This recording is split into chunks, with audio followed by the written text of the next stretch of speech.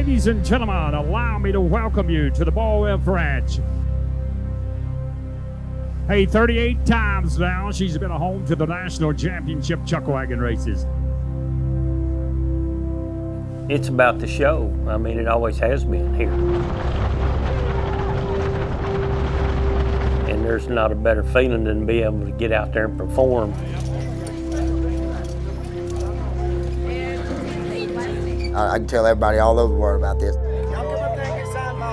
That feeling down there that you get is what I get when you're at the PBR World Finals, down there on the back of them bucket shoot.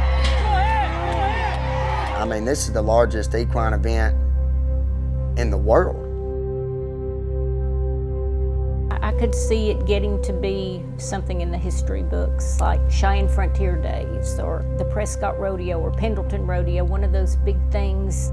100 years from now, they might talk about a Wild West show held in Clinton, Arkansas, in a town of 2,000 people, and people from all over the world came to see it.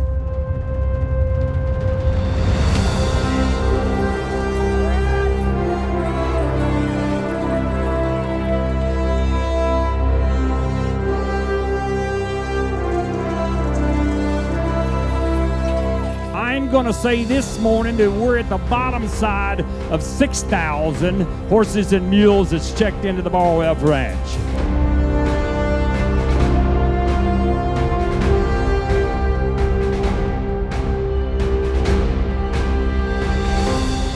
You know why these grandstands are full? You know why those bottoms are full? Because people come and they watch, and they see and they witness things that they have never seen before in their lives.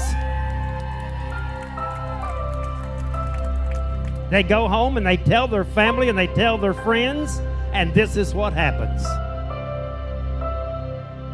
The National Championship Chuckwagon Races.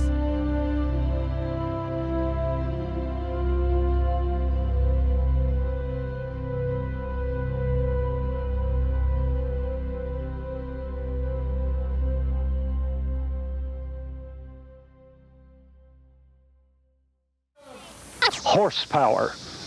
The event is called Chuckwagon Days. 4 years ago, we decided we'd have a party for a few of our friends. We all had wagons and horses, and we decided that we'd have a wagon race. Ladies and gentlemen, boys and girls, cowboys and Indians, welcome to the Eoff Ranch. Welcome to the roughest playing field in America. On behalf of Dan and Peggy Oath, the owners at the Eoff Ranch, my name is Danny Newland. I'm from Clinton, Arkansas, and I'll be your sports broadcaster in today's performance. Get ready, it's the great wagon race. Pass that wagon before we come back across that finish line.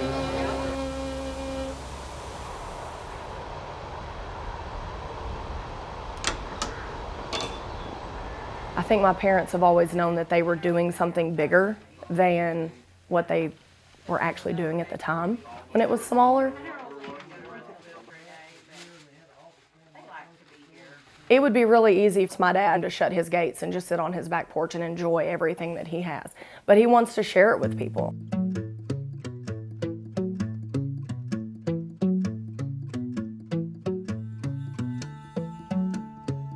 How has this thing got so popular? How come year after year we have so many more people?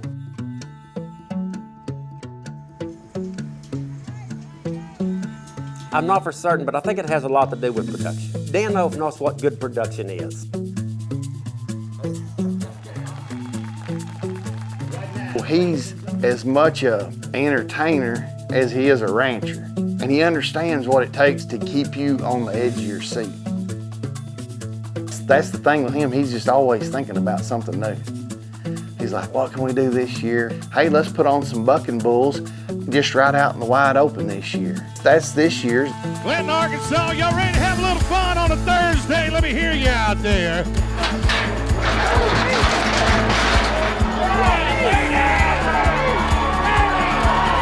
He wants you to see something that you're never going to experience again. That Dan is the entertainer, but Peggy's really the brawn. She keeps it all together, and her and Dapple, I mean, they're a pair that you can't beat. In the rodeo, in a lot of sports, 90% of us don't ever make any money. Only 10% of them make money. And we always, through my rodeo career, I never did make any money, but I wanted to be a champion. I wanted to watch me ride. So we took the road to, let's cater to the 90% of the losers. We don't care how fast you are, we just want to see a race that comes in together. You're not running for the money as much as you are running to be recognized. Everybody likes to be recognized. Your name gets called out in front of 20,000 people. This is us. Golly. We got a commanding lead of about 10 wagon lengths. There's an outrider right where he needs to be. Tell them about it, race fans. Tell them about it. We run the ponies. We run the pony mules. We run the big mules.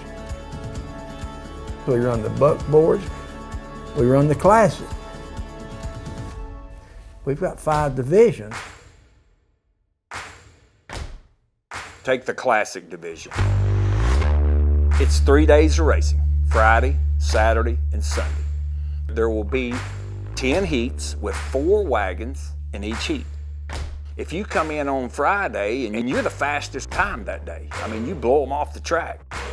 That don't mean anything. You got to hold them off Saturday and Sunday, because the fastest time of the 3-day period, there's your winner.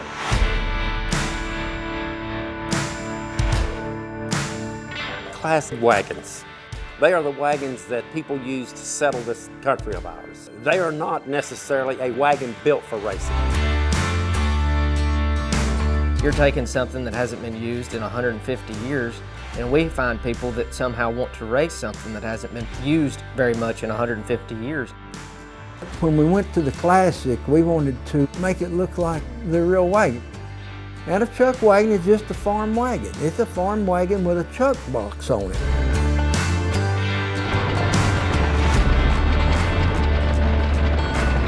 And you can just feel it. You can just feel the thunder in the air, and you can feel the vibration from the track. When I hear those wagons, just the thunder off of them as they roll across the track, it gives me chill bumps and I get excited, just like it's the first time every time. We got American Thunder from Defiance, Arkansas, and we got Triple B that's on that track, and we are running. When you got 4 wagons coming around that barrel and their outriders are all right there, everybody's on the edge of their seat, that feeling down there that you get is what I get when you're at the PBR World Finals, down there on the back of them bucket chutes. That's why you come to the wagon races. You want to win in the classic division. You know, you tie 2 thoroughbred horses that have a mind of their own, or big quarter horses. Then you add 2 gentlemen, or, you know, man and a woman, either one. You have 2 team members, your driver and your cook, plus an outrider, can't forget him. They all have to work together. It's chaos. Everybody's got a mindset of their own, and everybody's thinking, and it's usually none of them are thinking the same thing. So it can get a little hectic. Plus in big boxes, you can't see out of it. Our rules are they've got to weigh 1,000 pounds. You've got to have a little water barrel of some sort, a lantern, and a skillet hanging on it to make it look like a real chuck wagon that was taken out west, like you would really have. I holler, load your tent, and at that point the cook throws the tent in the wagon, and they're running around getting in. I say, load your tent, cooks your wagons, okay, and then I, give them just a second or two, and then I shoot the gun. The outrider's got to throw the box into the wagon, mount his horse, go around the same drum, and pass me at the end. And as long as his nose of his horse is the head of my team, it should be a qualified time. Now he's coming down to the finish. Now his outrider's got to come up. His outrider's got to be in front of him. Here he comes. He's going to make it. He's going to make it. There's an outrider. It's going to be Triple B. We like that. Anybody can win the classic division if they surround themselves with the right people and the right animals. And that's the bottom line. My name's Perry Murdoch. I've been coming here since about 1996. Me and my wife, Nikki, and our son, Jake. Been a Hartwick. I won the Classics last year with the Pink Poodle, 2022. We're here to do it again. Had the opportunity last year. I was told that I was the driver of the Pink Poodle. I'd never drove them before. Watch out for Perry Murdoch, because he's a cowboy. He'll drive them now. And we ended up winning the National Championship.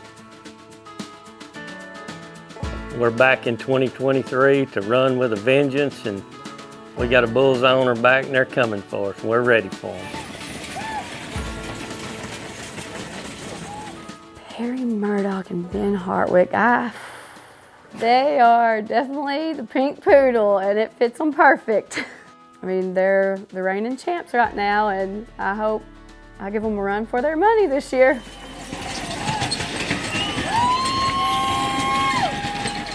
This is my first year running Rollin' F in Classic Division, and pressure's on because I'm the only woman Classic driver out there, and I said I would never drive, and here I am. So if I can do it, anybody can do it. Gerald Burkhalter is with B&B, and that's who my husband's out riding for. Gerald, he's let me use his gray horses for a Classic also, because he wants to compete and see which one's the better team. I'm going to tell Gerald that I beat him with his own stock, and it's going to be awesome. She's a good driver. Andrea's running a team of my horses. She's definitely going to drive them like she stole them. She always does. I'm from Bryant, Indiana. We raised a lot of our own horses. You know, just tweak the wagons and, you know, get them to roll easier. And, you know, I always had good ponies, just never had an outrider. The outrider's a big key. 2 years ago, I think it was, we had the fastest times, but the outriding horse just wasn't fast enough. It's going to be B&B Farms from Bryan, Indiana. All right. Come on, guys. Yeah. Oh, Dizzy D now. It takes quite a good outriding horse to catch a good team. John Yates, he runs a Classic team, Fuchsia Mountain. You know, he's out there to win. I mean, he's a really good driver, real respectful of horses and stuff. You're watching the National Championship Chuckwagon Racing right here. I got a pretty good break, got a pretty good takeoff. I knew that Murdoch was right behind me because he's got a good fast team. He come to inside and he was trying to, I think he was trying to turn left, and his horses slipped, and one of his horses slipped. By the time they could get back up, well, this time they couldn't turn him. By the time he got caught around, he had done caught the side of me and ended up on my top.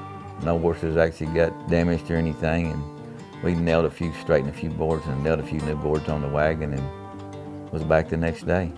Only with John Yates get up and drive a wagon out of that track. But, you know, we're back this year, and nobody got hurt.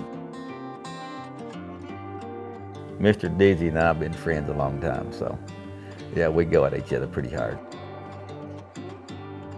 Well, when I first started, you know, I was a pretty slow team, you know, and I started getting competitive. I had some teams down here that was always pretty competitive. Just didn't have, everything didn't work out. I never have an outrider that caught me on the right days. Always something happened. But I've been in the hunt probably 20 years out of the 24. I just like the competitiveness. I think everybody thinks I'm probably in the top 3 or 4 when I come down here. So that's my big thrill. You know, not so much winning it, but knowing that people know that I got a fast team running down here.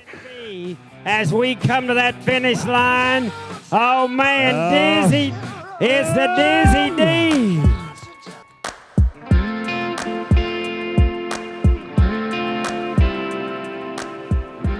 It's all about the camp life and cooking and enjoying your friends and your family. It's just a family atmosphere. It's just the best place. This is where we spend our vacation and have for over 30 years. We mark it off on our calendar, and this is the only vacation we take. There's always something going on around here. It's just great, and I always have fun. There's always something to do. You just never get bored, really. There's nothing like it in the world. There's all kinds of cowboy games, and every year they change. They'll have a pasture roping up here this week. They'll actually have a mule pasture roping, which is always interesting since a mule has a mind of his own. If you wanted to come all week, I mean, there's concerts every night, live music, all these activities going on, and it's not like you have to pay admission to all these different concerts and stuff when you get in. You come in, you buy your wristband. When you buy your wristband, you have free access to anything there. As far as the shows and entertainment, all that's included.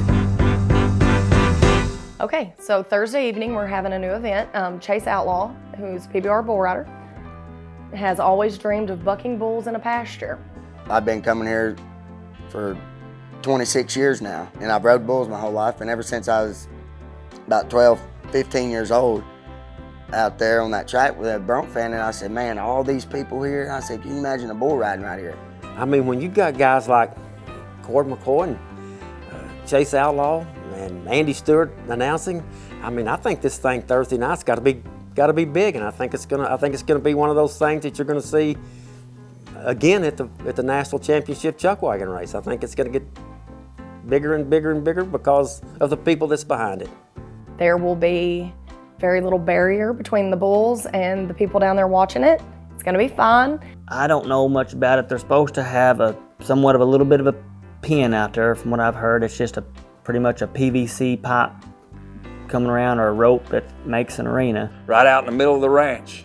I mean, everybody, I've been hearing it for 2 months. Oh, they can't just buck them bulls out in the middle of that ranch. They can't do that.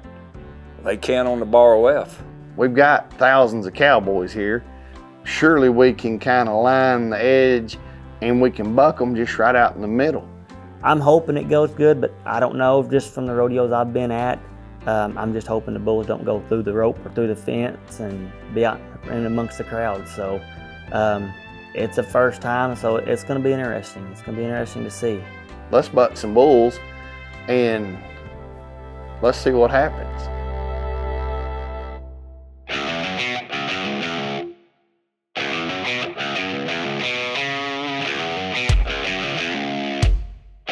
Well, tonight we're gonna have our live action bulls and brawls.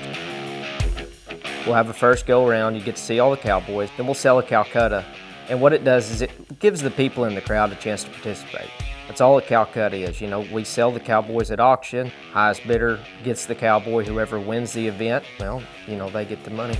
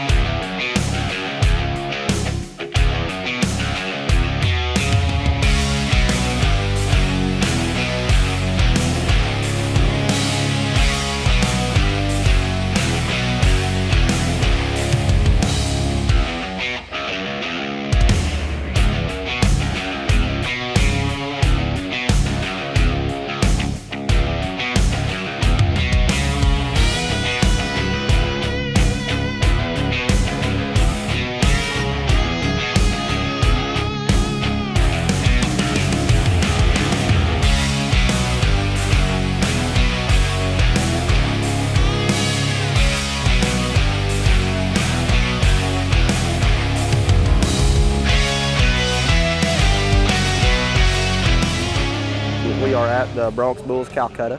We have a first round and then they sell everybody. They do the first round so everybody can see what they're buying, who they're buying, and how their riding is. And it involves the crowd. It's a pretty neat deal. And then we come back to the second round, and the second round is for the people that buy you in the Calcutta. The second ride is what they depend on. First ride doesn't count for them. The second ride, the higher store wins, and whoever buys you wins that pot that they've put together. We're just gonna let it all hang out and see what happens. So we'll either win it or we won't. All right, guys, I just got through visiting with Chase Outlaw. He said we're taking the top rider, the best bull rider. He gets to go to Chase Outlaw's bucket on the grass. It's going to be awesome.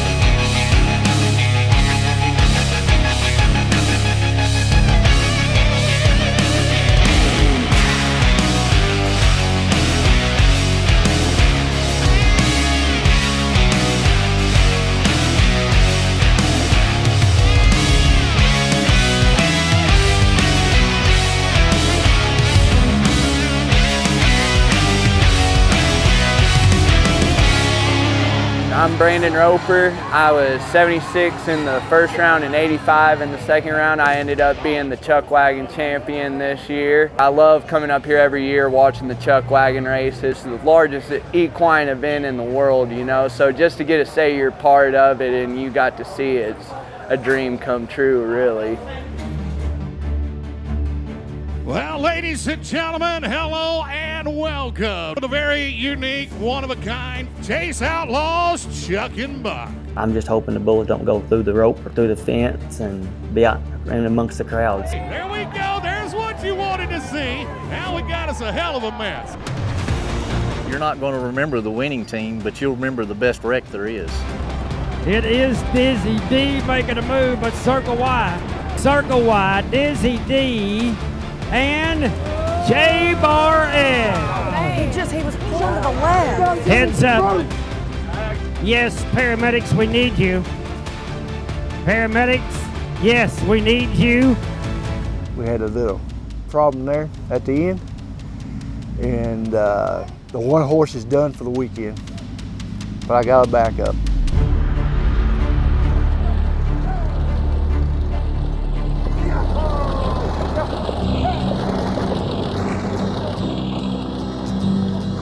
Gather round, kids, and I'll tell you a story about something I seen when I was a child. Let me tell you a story on Eoff, and this occurred when we were in maybe our early 20s. We both rodeoed. The thermostat had gone out on his truck. When I pulled up, steam and stuff was coming out of his truck, and we went ahead and rode our bucking horses and didn't know what we were going to do. So Eoff decided that I could tow him home. You know, it's on a dirt road, and we take off, and I can feel him back there, and it jumps a time or two, and then it smooths out, and things go pretty good. And when I get up to the blacktop, I stop to check on him, and he's not there. So I go back to the rodeo, and I can't find him. I go back toward the highway, and my truck lights shine out across this pasture, and I can look out here in this pond, and there's truck lights coming out of this pond. And what happened? The chain come unwrapped. It went around Dan Eoff's tie rod, his front tire, ran through a fence. He hit 2 cows and run in a stock pond. And that's just some of the things that can happen when you're dealing with Dan Eoff. We started with a $2 thermostat. Now we've ran through a 5-strand barbed wire fence. We've ran over 2 of the farmer's cows, and the truck's underwater. Get ready, it's the Great Wagon Race. So, I mean, when you deal with Dan Eoff, it's just some of the things that you can get into.